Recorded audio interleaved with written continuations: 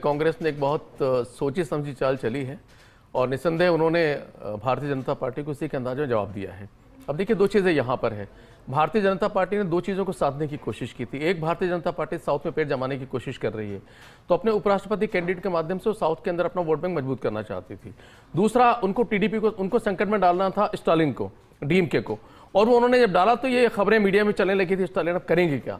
तो भारतीय जनता पार्टी की चाल के खिलाफ कांग्रेस या जो इंडिया गठबंधन है उसने दोहरी चाल चली। पहला, उसने सुदर्शन को लाकर के साउथ को साधा, डीएमके को बचाया, और उधर से जो टीडीपी है और वायसराय, उनको दोनों को फंसा दिया। अब यहां एक चीज और है, अपन जो बार बार हम कह रहे हैं कि क्यों ना ये एक तरह से भारतीय जनता पार्टी के जो कैंडिडेट है उन्होंने कहा भी था हमें सहमति बनानी चाहिए। अब कांग्रेस यहां पे दूसरा काम करेगी, वो कहेगी कि एक तरफ जो बीजेपी का कैंडिडेट है वो पॉलिटिकल कैंडिडेट है, क्योंकि एमएलए भी, एमपी भी रहे हैं, महामहिम है वो, और एक तरफ हमारा जो कैंडिडेट है नॉन पॉलिटिकल है, तो वो भी ज्यादा निष्पक्ष होगा। इसलिए अगर सहमति बनानी है तो राष्ट्रपति आपका है, उपराष्ट्रपति हमारा बनाइए, और हमारी कैंडिडेट सुदर्शन को, जो एक न्यायविद है, उनको यहां समर्थन दीजिए। तो इस तरीके से चक्र में फंसाने की कोशिश करेगी। अगर आंकड़ों को देखेंगे तो नो डाउट इसमें कोई शक नहीं है, कैंडिडेट मजबूत है। आत्मा की आवाज पर कोई वोट देता नहीं, आप भी जानते हैं राजनीति के अंदर, लेकिन आत्मा की आवाज का सहारा लेकर, जैसे राजकुमार शर्मा जी ने भी कहा है, आत्मा की आवाज का सहारा लेकर के एक नैरेटिव सेट करने की कोशिश है इंडिया गठबंधन। लेकिन मैं वाकई में ऐसा देखता हूं कि जब इस तरीके की स्थिति फंसती है ना, तो उसमें जो अपसेंस होता है दोनों ही सदन के अंदर, वो एक बड़ा किरदार निभाता है, जिसमें वो उसका हिस्सा नहीं होते और उससे बहुमत का आंकड़ा कम होता है, और उसके अलावा वो अपनी क्षेत्रीय पॉलिटिक्स को भी साथ लेते हैं। आपको लगता है कि ये भी कहीं ना कहीं उधर की तरफ नजर आ सकता है कि भाई ठीक है, हम तटस्थ हैं? देखिए, तटस्थ रहने की संभावना तो फिलहाल इसलिए नहीं है क्योंकि भारतीय जनता पार्टी का एक मजबूत पक्ष है, ठीक है। लेकिन हाँ, इसमें कोई शक नहीं है कि जो दोनों दल हैं, यानी वायसराय जो है और जो टीडीपी है, उन दोनों के सामने मुश्किल होगी अगर वो इनका विरोध करते हैं और वोट देते हैं एनडीए के पक्ष में, तो आगे जाकर उनको पता है कि ये मुद्दा जो विपक्षी दल है वहां पे जरूर उठाएंगे।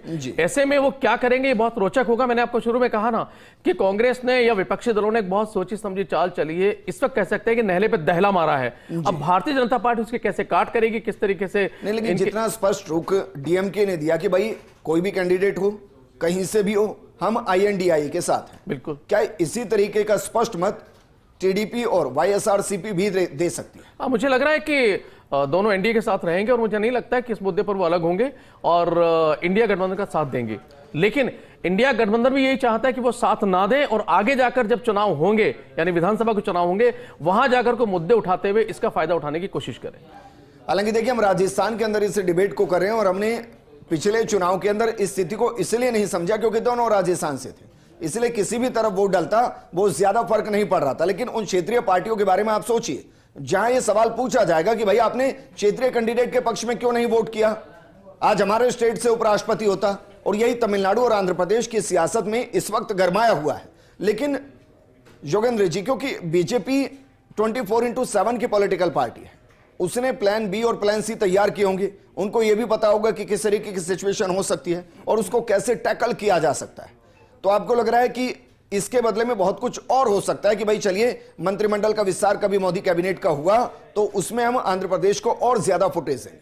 बिल्कुल, भारतीय जनता पार्टी को मालूम है कि ऐसा हो सकता है, इसलिए भारतीय जनता पार्टी दो काम करेगी। पहला, इंडिया गठबंधन के जो सदस्य दल है उसकी कोशिश होगी कि किसी भी तरह एन प्रकरण, उनका समर्थन कहीं से जुटाया जाए और सेफ गेम खेला जाए। दूसरा, ये जो भावना उठेगी कि क्षेत्रीय दलों पर कि हमारा कैंडिडेट उपराष्ट्रपति होता, तो आंध्र प्रदेश का और बाकी जो हिस्से हैं उनका मंत्रिमंडल जब गठन होगा आगामी समय में, उसके अंदर उनको बढ़त देकर के और एक तरीके से मैनेज करने की कोशिश करेगी। भारतीय जनता पार्टी 24 घंटे और 7 दिन और 365 दिन पॉलिटिक्स करती है, और जब उनको ऐसा लगता है कि कहीं फंस सकते हैं तो उनको मालूम होता है उन्हें क्या करना होता है, लेकिन हमें देखना होगा कि आखिर वो करते क्या है।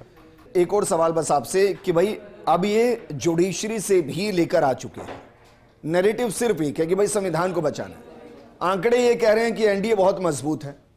अब अगर सोचिए, जुडिशरी से भी किसी कैंडिडेट को लाकर अगर वो जितवा नहीं पाते हैं तो नैरेटिव किसी हद तक टिक भी पाएगा, नहीं टिक पाएगा? देखो विजेंद्र, जीतना और नहीं जीतना एक अलग पक्ष है और नैरेटिव सेट करना अलग पक्ष है। जो विपक्षी दलों को करना था उन्होंने कर दिया, और मैंने पहले भी आपको कहा है कि वो एक जो मुद्दा भारतीय जनता पार्टी और देश के सामने रखेंगे कि हम एक ऐसे कैंडिडेट को लेकर आए हैं जो न्यायविद हैं, जो सुप्रीम कोर्ट के जज रह चुके हैं, अनेक जो के जज रहे हैं, उनसे बेहतर कैंडिडेट हो नहीं सकता, निष्पक्ष हो नहीं सकता। तो भारतीय जनता पार्टी एनडीए गठबंधन को बजाय अपने कैंडिडेट को लेने के हमारे कैंडिडेट का समर्थन करना चाहिए और उसको वहां पर जिताना चाहिए। योगेंद्र जी, क्या सुदर्शन जी को जो कैंडिडेट घोषित किया गया, आपको लग रहा है पूरे तरीके से ये कांग्रेस ने कैंडिडेट को ऊपर लेकर आए हैं या किसी और पार्टी ने इस नाम को बताया, उसके साथ का गणित कांग्रेस को समझाया, उसके साथ कांग्रेस को लगा कि चलिए ठीक है, इनको आगे लाते हैं, मुकाबले को रोचक बनाते हैं?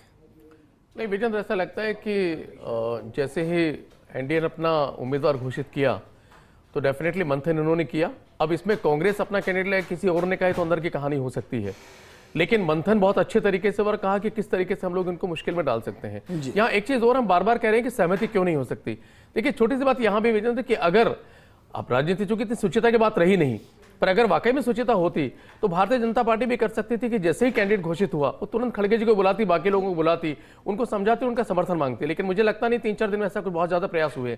या कैंडिडेट को लाने के पहले एक मीटिंग की जा सकती थी जिसमें कहा जाता है कि एक ऐसा कैंडिडेट लेकर आते हैं सर्वसम्मति से, जितना तो वैसे भी उनका कैंडिडेट था, तो उसको लेकर के आते हैं और आपसे एक सहमति बनाते हैं। लेकिन मैंने कहा ना, राजनीति में इतनी सुचिता बची नहीं है अब, तो इसलिए ऐसे प्रयास हुए नहीं। और जब ऐसे प्रयास नहीं हुए तो कांग्रेस ने, जो एक राजनीतिक दल है पूरी, वो भी राजनीति करते हैं, उन्होंने अपनी चाल चली और सुदर्शन को लेकर के वहां पर आ गए। अब इसके बाद होगा क्या, जो एक सवाल आपने और पूछा है कि क्या बाकी कैंडिडेट को लेके जाएंगे, तो देखिए कांग्रेस के पास या इंडिया गठबंधन के पास में खोने के लिए कुछ है नहीं। उनको जितने ज्यादा बहुमत मिलेगा उतने ज्यादा उनकी विजय होगी, वही भी उनकी विजय है।